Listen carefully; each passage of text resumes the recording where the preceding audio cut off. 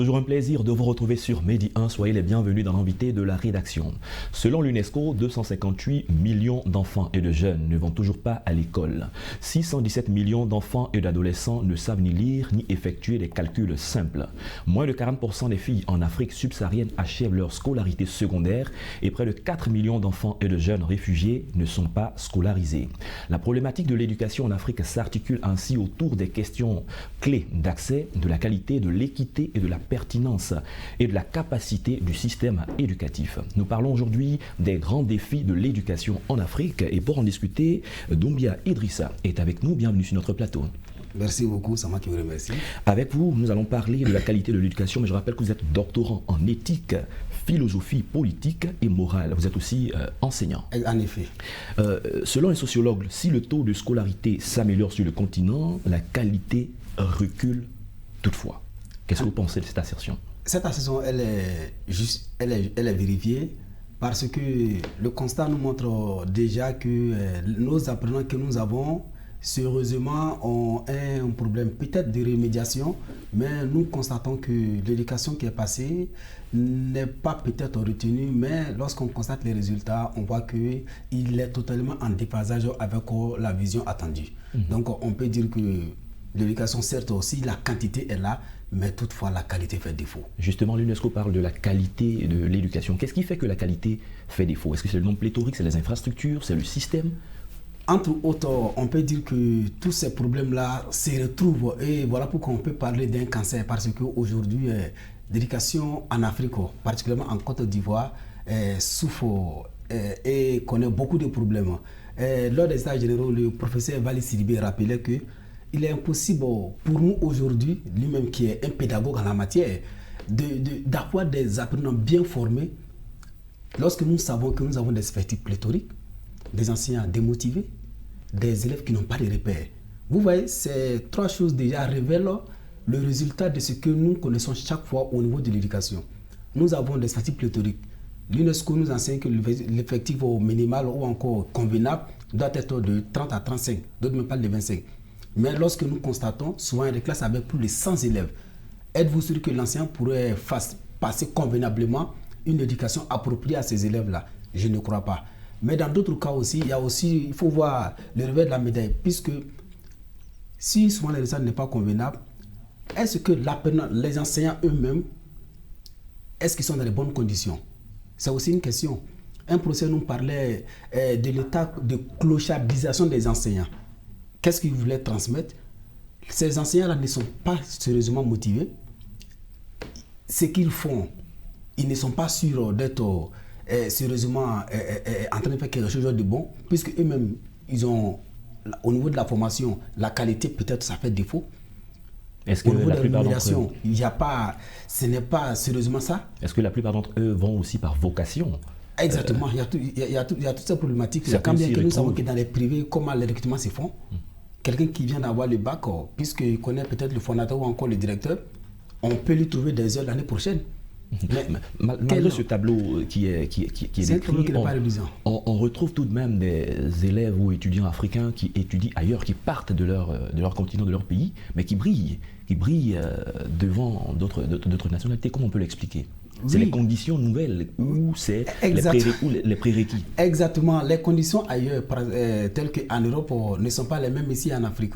Là-bas, les élèves ont accès sérieusement à beaucoup de choses, à des bibliothèques, à un cadre approprié. Mais ici, combien d'écoles ont des bibliothèques? Combien d'écoles favorisent le cadre agréable ou encore approprié aux élèves afin d'apprendre convenablement? Ça, je n'en connais pas. Voilà pourquoi quelqu'un s'insurge contre l'idée d'école d'excellence en Côte d'Ivoire. Parce qu'il se dit que ces écoles d'excellence-là, comme les lycées classiques, les élèves et les enseignants sont dans des conditions. Si on met les écoles médiocres dans les mêmes conditions, je suis sûr que les résultats vont se rivaliser. C'est parce que les conditions n'y sont pas. Il y a certaines écoles qui sont dans les bonnes conditions, d'autres ne sont pas dans les bonnes conditions. Et c'est pourquoi le résultat à chaque année n'est pas convenable. D'accord. Qu'est-ce qu'il faut faire dans ce genre de situation? C'est vrai que pour le cas de la Côte d'Ivoire, les états généraux sont toujours en cours, les résultats vont sortir. Mais regardons un peu en Afrique, dans la sous-région, quels sont les points stratégiques sur lesquels il faut toucher pour qu'effectivement cette qualité-là s'améliore et que l'Afrique soit fière de son volet éducation. Et à ce niveau, sérieusement, il y a plusieurs choses qui rentrent en ligne de compte. Mais d'abord, la première des choses, je dirais qu'il faille nécessairement un changement de paradigme. Quand je parle de changement de paradigme, il faudrait que l'éducation soit repensée adéquatement aux réalités africaines. Nous devons cesser d'apprendre des choses qui ne nous apportent rien. D'accord, parlons de réalités africaines. À quoi vous faites allusion? Et quand on parle de réalités africaines, il faudrait apprendre aux apprenants les conditions qui sont favorables à l'Afrique, telles que peut-être l'entrepreneuriat, depuis le bas âge, inculquer aux apprenants l'entrepreneuriat, les inculquer, c'est pas l'histoire de l'Afrique. On a un mode aussi de transmission du savoir en Afrique. Exactement. Vous savez qu'avant même l'avènement des colons, l'Afrique avait des universités. On parle de l'université de Tombouctou, on parle des manuscrits de Tombouctou, on parle de la charte de Kouroukan Fara qui a été écrite en 1235. Bon, en fait, on a des valeurs, mais ces valeurs-là sont délaissées. Nous nous appuyons sur une éducation qui est totalement étrangère à l'aide africain, de sorte que lui-même, il est en crise avec lui-même. Et ce qu'il apprend sérieusement, il n'arrive pas à s'en sortir. Mais il faudrait toutefois interpeller l'État pour que l'État essaie de mettre en place un cadre agréable. Il faudrait que l'éducation en Afrique soit sérieusement financée. C'est vrai, c'est le plus gros budget chaque année. Pour la Côte d'Ivoire, en tout cas, c'est le plus gros budget. Mais ce qui est fait, il faudrait encore faire plus d'efforts. Parce que ce qui est là, ça ne suffit toujours pas. D'accord, parlons un peu des encadreurs, des enseignants. La plupart du temps, on voit déjà les élèves, on voit le système. Mais qu'en est-il des encadreurs, des enseignants? Est-ce qu'ils sont aussi bien formés? Est-ce qu'ils rendent bien leur formation pour que les apprenants puissent assimiler?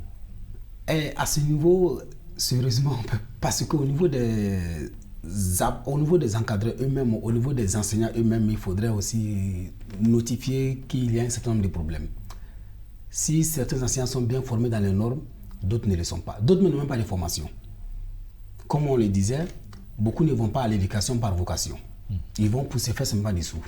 Et quand c'est comme ça, lui, ça ne l'inspire pas au fait. Ce qu'il fait, il n'est pas là parce qu'il veut enseigner, mais il est là parce qu'il veut recevoir quelque chose. Et quand c'est comme ça, ce qu'il transmet n'est pas véritablement un savoir. Or, l'éducation, quelqu'un disait que pour enseigner, peut-être c'est facile, mais pour éduquer, c'est difficile. Parce que pour éduquer, il faut être éduqué. L'éducation, simplement, ne se limite pas à transmettre peut-être un savoir encyclopédique. Mais l'éducation s'accompagne avec tout un savoir-faire, un savoir-être, un savoir-faire faire. Mais tant que tout cet ensemble-là n'est pas réuni dans un seul corps, mais les apprenants auront du mal à s'en sortir. Il faudrait aussi que les formateurs soient formés. Parce qu'il y a ce manque-là. Parlons aussi de l'alphabétisation en Afrique. Il y en a qui n'ont pas la chance d'aller directement à l'école classique, normale. Il y en a qui sont sortis du système, qui sont déscolarisés.